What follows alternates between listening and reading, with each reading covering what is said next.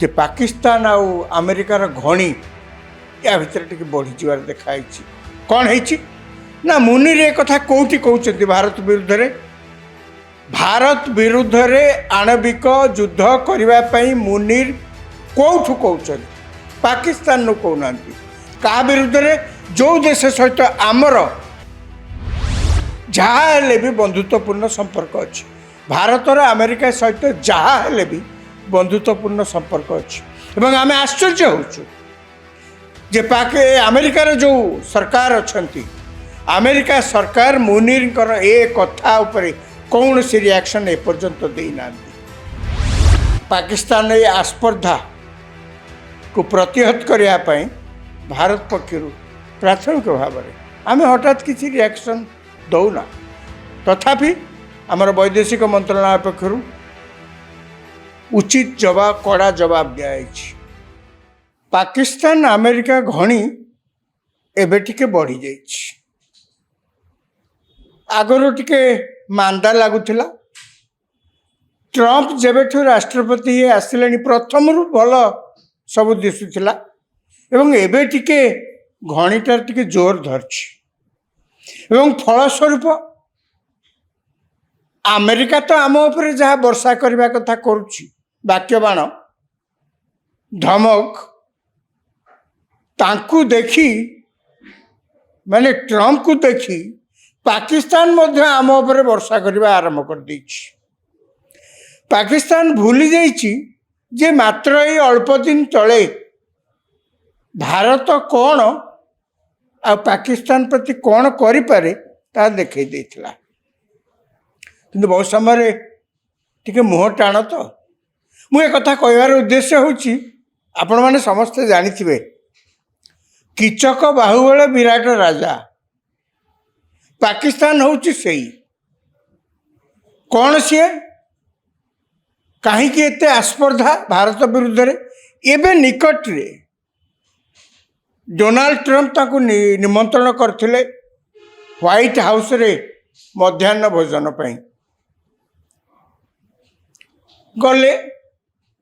ଏଇ 4 ମାସ ଭିତରେ ଦ୍ୱିତୀୟ ଥର ପାଇଁ ଏଇ 2-3 ଦିନ ତଳେ ପାକିସ୍ତାନର ଯିଏ ହେଉଛନ୍ତି ଫିଲ୍ଡ ମାର୍ଶାଲ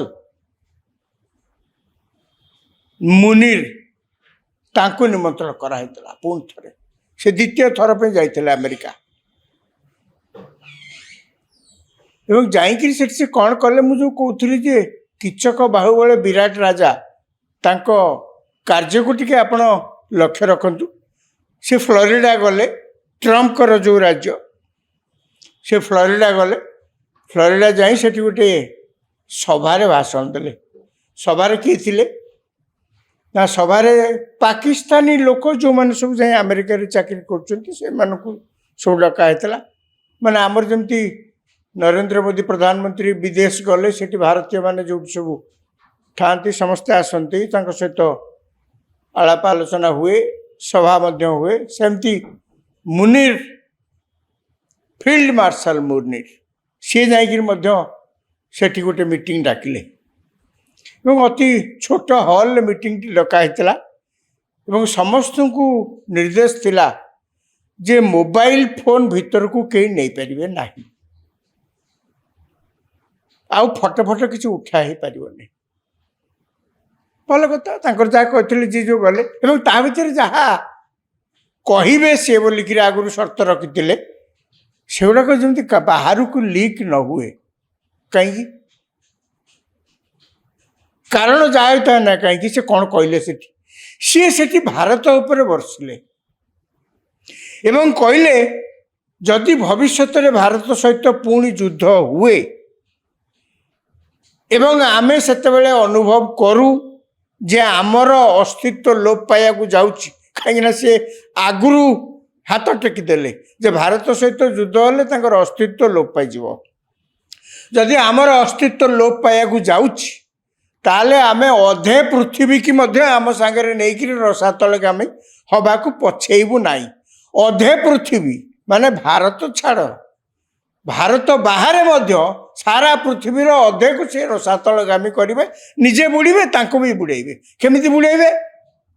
କହିବାର କଥା କ'ଣ सी कहले आम बुड़ेबू ये आम पाखे आणविक अस्त्र अच्छी आम पाखे आणविक अस्त्र अच्छी एवं यही आणविक अस्त्र को आम भारत विरुद्ध रे प्रयोग करूँ जितेबाला आम देखू आम अवस्था असंभाल तांको अवस्था तो जितेबाला हेले भी असंभाल हम से सन्देह ना किंतु से यही प्रकार धमक देले आउरी गोटे कौन धमक देले जेबे ठारू पहलगाम रे पाकिस्तान रो सन्त्रासवादी माने आतंकवादी माने पशिकी निरीह लोक धर्म ना हत्या करते से दिन ठारू भारत कड़ा आभिमुख्य पाकिस्तान विरोध में ग्रहण कर कौन सी परिस्थिति रे सालिश करिवार नहीं पाकिस्तान सहित एवं तार गोटे कथा होची गोटे निष्पत्ति होची जे आमर जो सिंधु नदी पानी पाकिस्तान को जाऊला हिमालय उत्पत्ति तिब्बत अंचल उत्पत्ति होगी जो पाकिस्तान को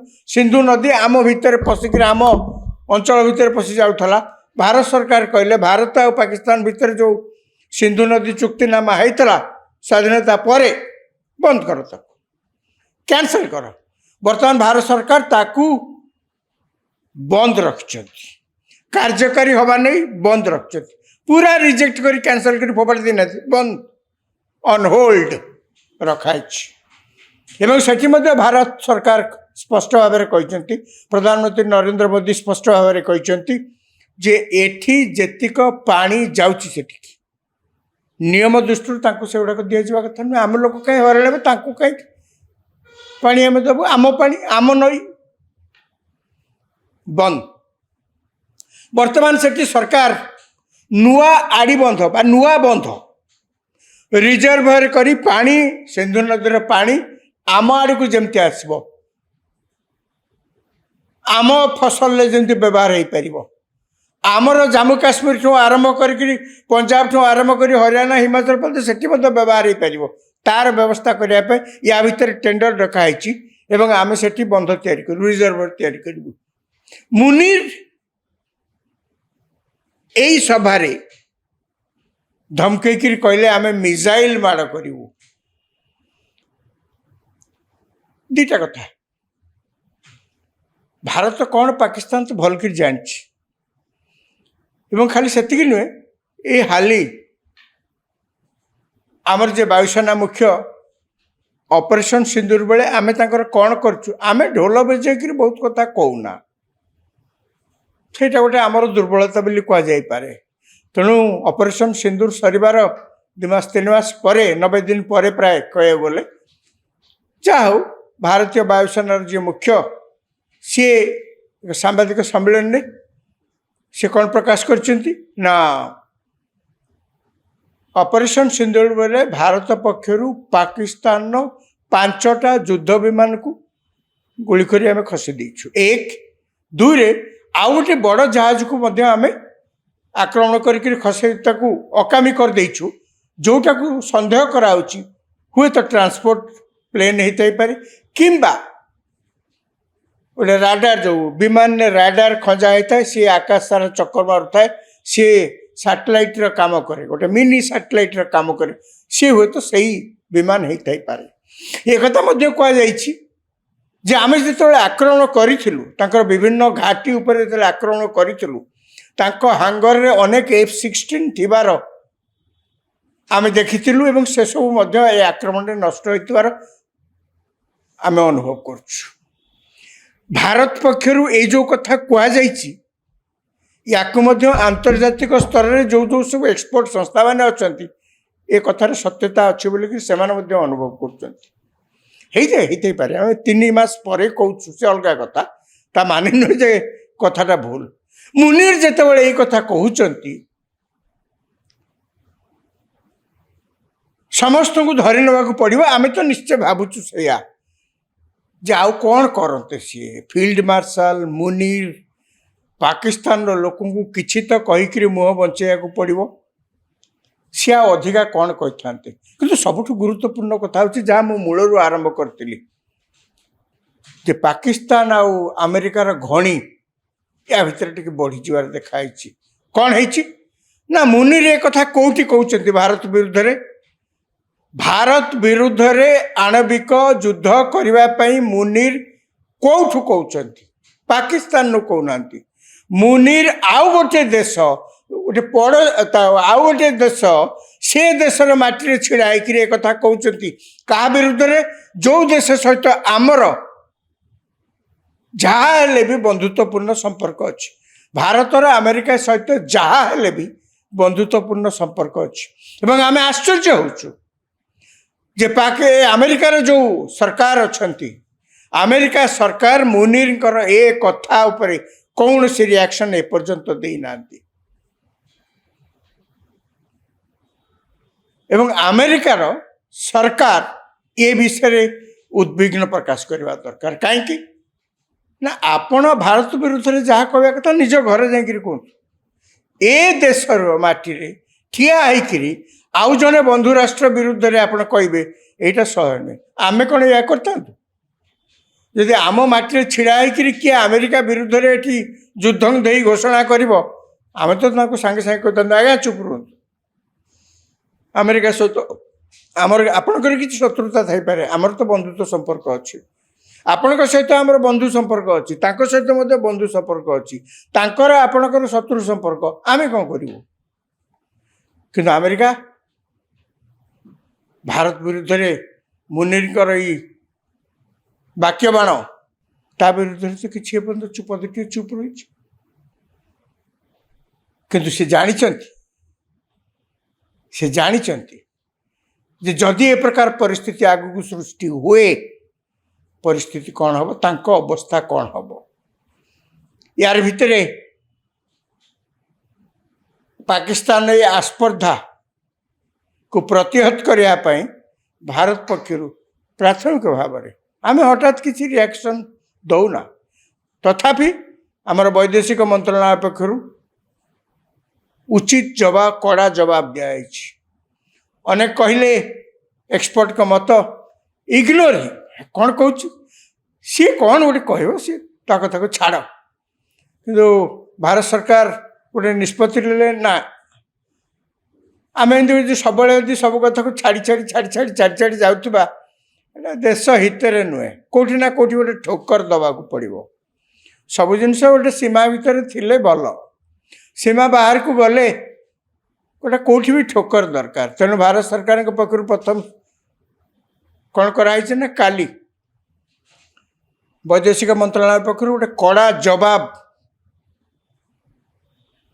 ଘୋଷଣା କରାହେଇଛି। ସେଥିରେ ଏହିସବୁ କଥା ବିସ୍ତୃତ ଭାବରେ ଲେଖା ହେଇଛି। ଯାହା ମୁଁ କହିଲି ଯେ ଏକଥା ମଧ୍ୟ ପ୍ରଶ୍ନ ଉଠେଇଛି, ମୁନିର ଯାହା କହୁଛନ୍ତି ତା ବିଷୟରେ ମଧ୍ୟ ପ୍ରଶ୍ନ ଉଠୁଛି। ତେଣୁ ସେଇଥିଲାଗି ମୁଁ କହିଲି ଯେ ମୁନିର କିଚକ ବାହୁବଳେ ବିରାଟ ରାଜା ଭଳି ସିଏ ବର୍ତ୍ତମାନ ମୁନିର ଏଇକ୍ଷଣା ନିଜକୁ ମହାସମ୍ରାଟ ବୋଲିକିରି ସିଏ ଧରି ନେଇଛନ୍ତି।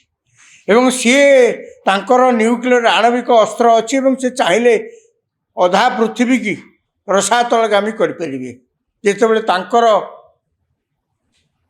ସ୍ଥିତି ଟଳମଳ ହେବ।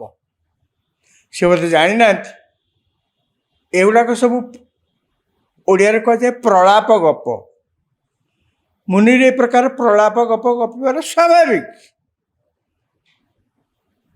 ଆଗକୁ ମଧ୍ୟ ଏମିତିଆ ସିନ୍ ଆହୁରି ବହୁତ ଦେଖିବାକୁ ମିଳିବ। ଆମେ ବି ପ୍ରସ୍ତୁତ, ଦେଖିବା କ'ଣ ହେଉଛି।